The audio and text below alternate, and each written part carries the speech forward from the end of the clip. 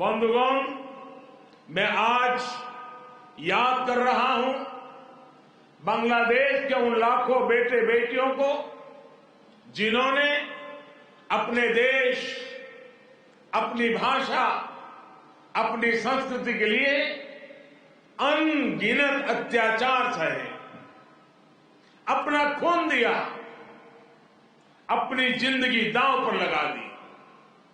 मैं आज याद कर रहा हूं मुक्ति युद्धों के शूरवीरों को। मैं आज याद कर रहा हूं शहीद धीरेन्द्र नाथ दत्तो को, शिक्षाविद रफीकुद्दीन अहमद को, भाषा शहीद सलाम, रफीक, बरकत, जब्बार और शाफी उर्जी को। मैं आज भारतीय सेना के उन वीर जवानों को भी नमन करता हूं जो मुक्ति युद्धों में बांग्लादेश के भाई बहनों के साथ खड़े हुए थे, जिन्होंने मुक्ति युद्ध में अपना लहू दिया, अपना बलिदान दिया और आजाद बांग्लादेश के सपने को साकार करने में बहुत बड़ी भूमिका निभाई। बांग्लादेश के मेरे भाई और बहनों, यहां की नौजवान पीढ़ी को मैं एक और बात याद कराना चाहूंगा और बड़े गर्व के साथ याद दिलाना चाहता हूं। बांग्लादेश की आजादी के लिए संघर्ष में, उस संघर्ष में शामिल होना मेरे जीवन के भी पहले आंदोलनों में से एक था। मेरी उम्र 20-22 साल रही होगी जब मैंने और मेरे कई साथियों ने बांग्लादेश के लोगों की आजादी के लिए सत्याग्रह किया था। बांग्लादेश की आजादी के समर्थन में तब मैंने गिरफ्तारी भी दी थी और जेल जाने का अवसर भी आया था।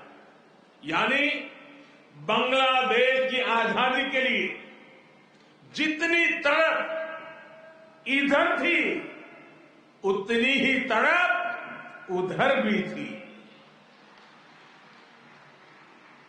यहां पाकिस्तान की सेना ने जो जघन्य अपराध और अत्याचार किए, वो तस्वीरें विचलित करती थी।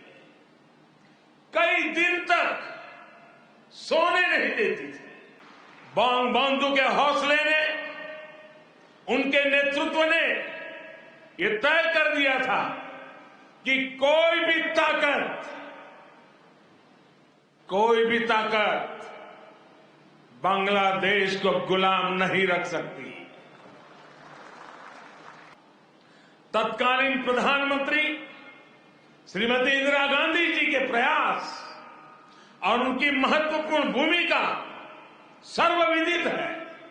उसी दौर में 6 दिसंबर 1971 को अटल बिहारी वाजपेयी जी ने कहा था, हम न केवल मुक्ति संग्राम में अपने जीवन की आहुति देने वालों के साथ लड़ रहे हैं, लेकिन हम इतिहास को एक नई दिशा देने का भी प्रयत्न कर रहे हैं।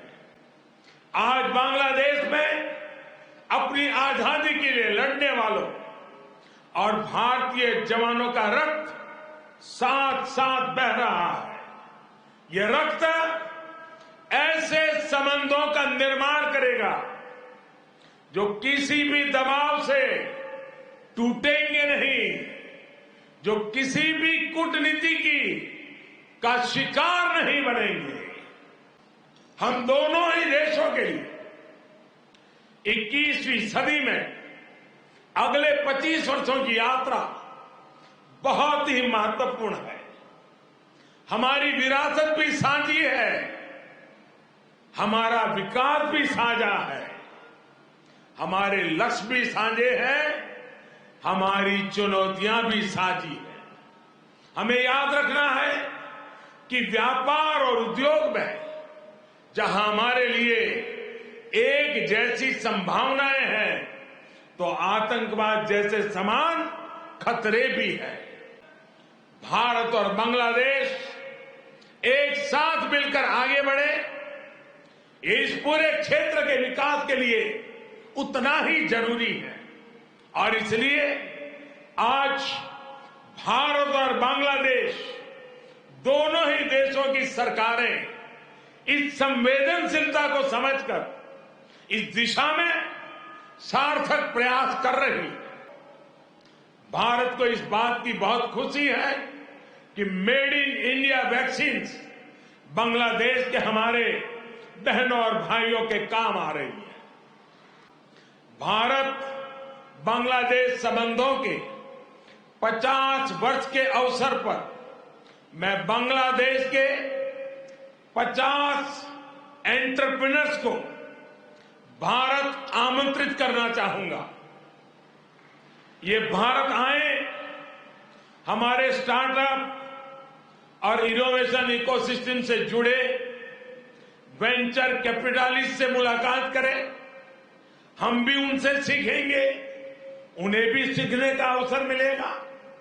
मैं इसके साथ साथ बांग्लादेश के युवाओं के लिए सुवर्णो जयंती स्कॉलरशिप की घोषणा भी कर रहा हूं। It's great to see you here. Thank you for watching our work. If you haven't subscribed yet, don't forget to click the bell icon and subscribe to Mojo Story and support independent, robust journalism.